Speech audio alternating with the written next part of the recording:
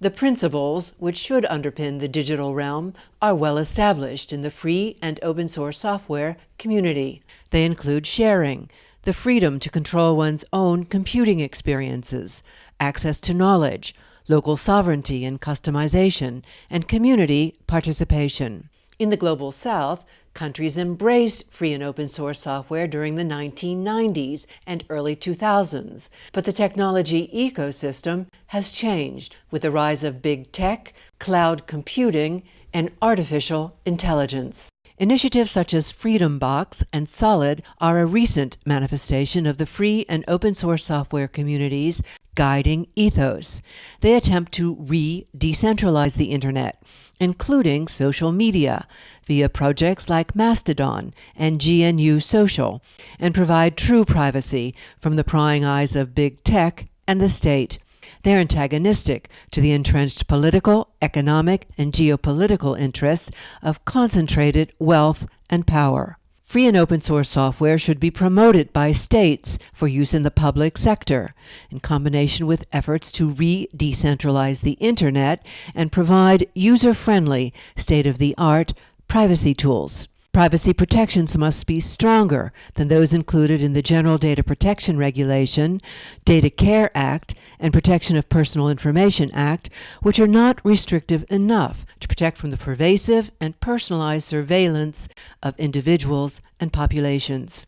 Antitrust initiatives should be pursued in an effort to break up corporations like Amazon, Google, and Facebook. Copyrights and patents buttress concentrated power and should be challenged as anti-cooperative forces in the international community. Schools should educate children using people's technology for people's power, free and open source software, pro-privacy tools, and Internet decentralization tools and services. Free and open source software is excellent for education as it provides the freedom to study, understand, modify, use, and share software, while decentralization software and encryption guard against surveillance and centralizing economic dynamics. It's the Real News. I'm Lynn Fries, and that text was from a letter written by Michael Kwet as a contribution to the UN Secretary-General High-Level Panel on Digital Cooperation. Joining us to continue our conversation on the digital ecosystem, Michael Kwet joins us from New Haven, where he's a visiting fellow at the Information Society Project at the Yale Law School. Welcome, Michael. Thank you for having me on, Lynn. In part one, you said part of the reason we've seen a rise in big data and surveillance as a model for the digital society is because we've lost control over the digital ecosystem. Let's pick it up there. If you want to understand why you're under surveillance, it's not enough to say, oh, look, we're under surveillance. These big corporations are collecting all of our data all the time. How did this happen? Part of it is because they have control over software. They have control over hosting of the data. They have control via centralized clouds, and they have an ideological hold over society where everybody just assumes that this is the way it must be. So if you want to think about surveillance capitalism, you have to think about, well, what about the technology allowed them to accumulate all of this data in the first place? And if you look at the free software movement, and you look at what people like Richard Stallman and Evan Moglen, but many others, and this extends around to the Global South, if you look at what they have been saying about technology all along, including all the way up until the present, with decentralization and free and open source software and being against centralization in the cloud, that needs to become part of the narrative because it has explanatory power as to why this technology is working this way. If we had encryption, ubiquitous encryption, plus free and open source software, plus decentralized technologies in place, and they were being used all the time, then it wouldn't be so easy for anybody. If there's no company in the middle, how are you going to get the data, right? So we can restructure the way the technology ecosystem works, but in order to understand why we wound up in a situation with all the surveillance in the first place, you have to think about, well, how does it work and how could it work alternatively. It's not a given that it has to be this way if we're going to use digital technology. Comment now on this state as a follow-on to your earlier comments about how very few big tech corporations now control most critical functions that can be performed in the digital world. We should note that GAFAM, Google Alphabet, Apple, Facebook, Amazon, and Microsoft are the world's top 5 digital corporations with a combined market value topping $3 trillion. To provide some context on the kind of reach of U.S. big tech into the world's digital ecosystem. Right, and it's important to remember that the NSA is partnered with these corporations. As far as we know, they're still partnered with these corporations. And that when you're under big data surveillance, you're also under at least the surveillance of the United States, those who they're partnered with, so the Five Eyes, to put people under surveillance through the piggybacking off of the corporate services. And so states in general would like to have access to that information.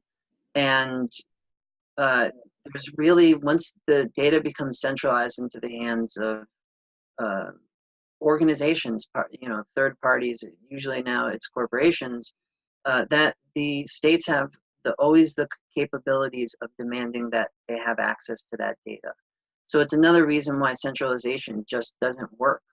And as far as that goes for places in the global south, why should a foreign intelligence agency have access to your day-to-day life?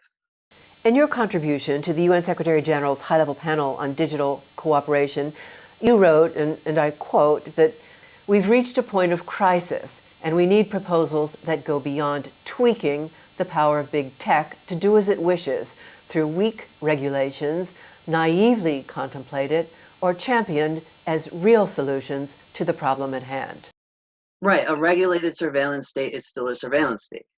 The point is about getting rid of the surveillance is that you're not under surveillance. It's not just how they use the data once they get it. It's not being under surveillance in the first place. The U.S.-led Western model of technology for the design of the digital ecosystem is being rolled out as a blueprint for the rest of the world, notably the developing world, where big tech want to expand into new markets. Among the countries of the global south, China has largely adopted this model. What's your take on China? China is a country that everybody should be keeping an eye on. A lot of their services are, like, for example, WeChat. Everybody uses WeChat. Is kind of like their WhatsApp. If you're a US listener, you probably don't use WhatsApp, but most people do. It's a chat app, kind of like Facebook Messenger. And in China, they use WeChat, but it's much more than that. They have all sorts of sharing of news going on in it. They have mini games that they can share. Everything runs through WeChat, right? But it's mostly driven towards the Chinese market.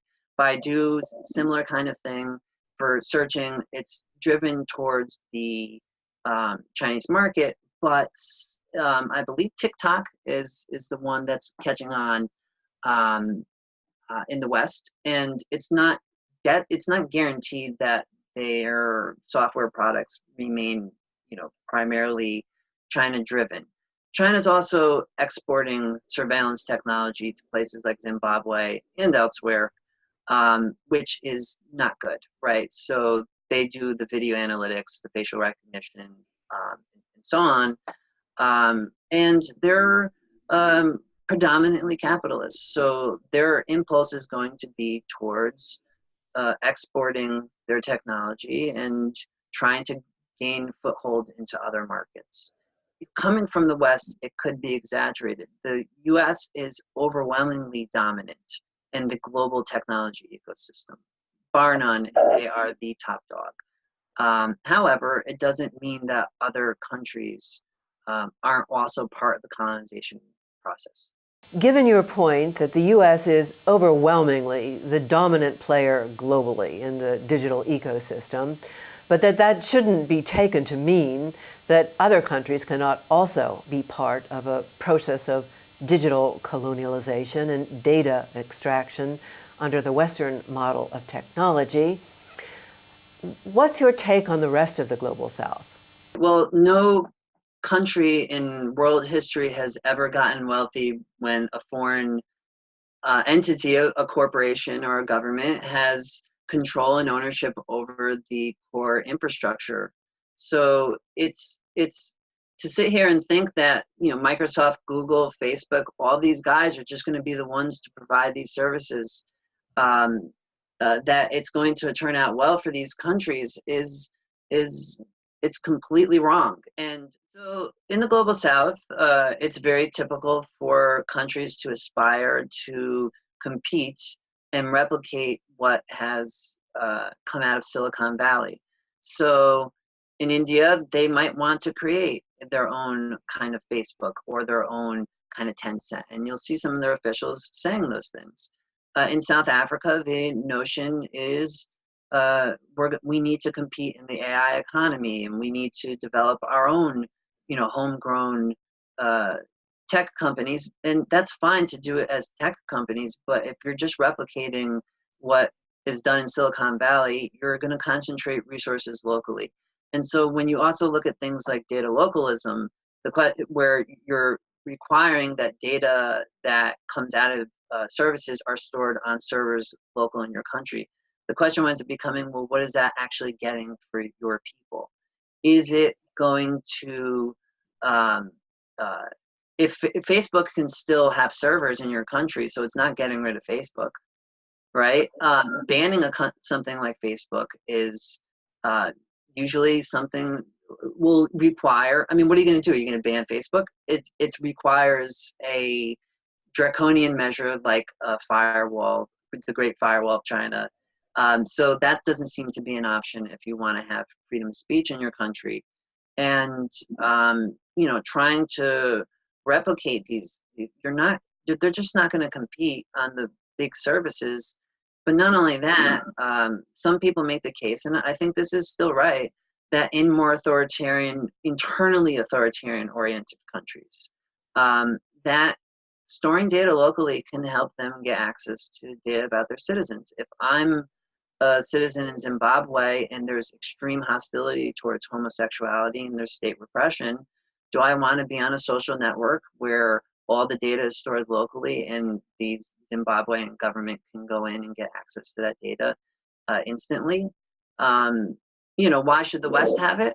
Yeah, the West shouldn't have it either. So the notion is here that a different model of how to do the digital society is in order. I mean, this is what is in the interests of the Global South and smaller countries, but it's in the interest of the broad people too, because you don't want to have local, you know, concentrated wealth in your local economy either.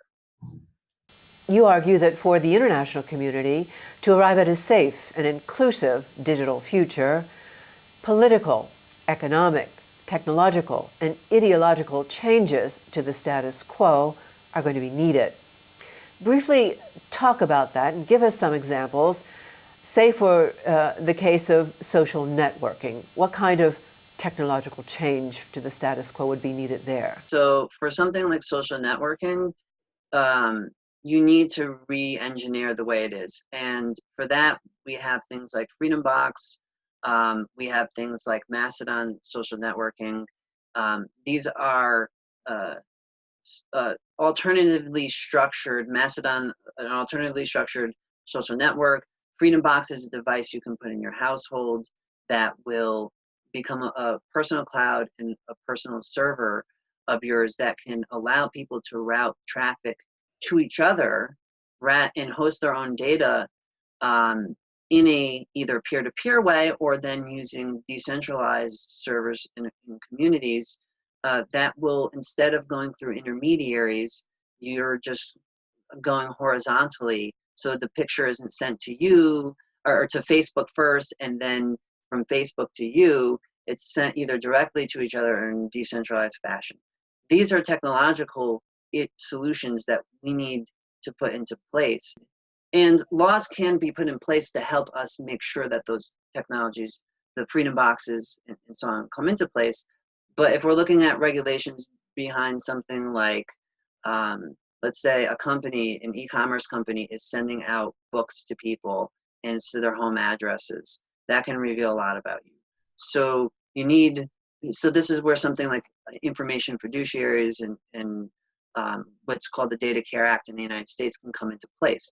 If a privacy law is so weak that it allows just for quote unquote informed consent, and it allows these companies to still stand and collect the minutia of everybody's details on a day-to-day basis, then you know that the privacy law actually wasn't very much of a privacy law. And that's what we're seeing right now, is we're seeing these so-called privacy laws take place in Europe with the GDPR and elsewhere, and it's doing some things that are potentially helpful. Like, it's almost like a better than nothing, though, because the surveillance is still existing, and it's still existing because it's a structural problem. Very briefly, can you wrap things up as we are approaching the close of our conversation?